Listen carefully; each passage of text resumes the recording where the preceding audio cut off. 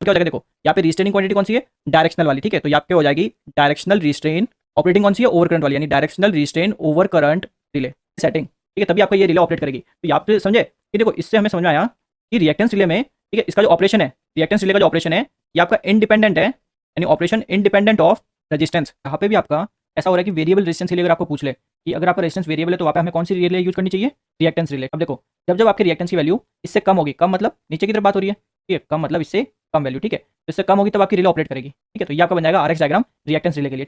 दूसरी आपकी एप्लीकेशन होती है अर्थ फॉल्ट रिले। अब जो अर्थ फॉल्ट बोलने का मतलब क्या, देखो ये जैसे मान लो आपकी ट्रांसमिशन लाइन है, ठीक है, 3 लाइन है, ठीक है। तो मान लो कोई पेड़ आप पे, ठीक है, कोई पेड़ यहाँ पे आके इसके ऊपर गिर गया, ठीक है, इस ट्रांसमिशन लाइन के ऊपर एक पेड़ गिर गया, ठीक है। तो देखो पेड़ गिर गया तो फॉल्ट हुआ है, बेसिकली सिंपल सी बात है, इस लाइन में पेड़ गिरा लाइन के ऊपर तो फॉल्ट हुआ है, ठीक है। अब तो कोई जो पेड़ है, इस पेड़ का रेजिस्टेंस आपका बहुत ज्यादा, तो रेजिस्टेंस ज्यादा होगा, ठीक है, तो रेजिस्टेंस ज्यादा होगा। तो यहाँ पे अगर आपने इंपेडेंस रिले रखी है तो इंपेडेंस रिले तो आपकी काम ही नहीं करेगी, बिकॉज देखो रेजिस्टेंस ज्यादा, इसका मतलब क्या हुआ, आपका जेड ज्यादा, ठीक है। तो जेड ज्यादा तो इंपेडेंस रिले तो इस फॉल्ट को डिटेक्ट ही नहीं करेगी, बिकॉज ये आपकी कब डिटेक्ट करती है, जब इंपेडेंस आपका रिले सेटिंग से कम होता है। बट यहाँ पे तो आपका देखो फॉल्ट हुआ है, बट फॉल्ट हुआ है उसकी वजह से इंपेडेंस बढ़ गया, तो आपका इंपेडेंस रिले जो होगी वो इस फॉल्ट को डिटेक्ट ही नहीं करेगी, ठीक है। तो हम ऐसा चाहेंगे कि ऐसी रिले यूज करें जिसका ऑपरेशन रेजिस्टेंस पे डिपेंड ही ना करे, तो इसलिए हम यूज करते हैं रिएक्टेंस रिले को, ठीक है जी, बिकॉज रिएक्टेंस रिले का ऑपरेशन रेजिस्टेंस पे डिपेंड ही नहीं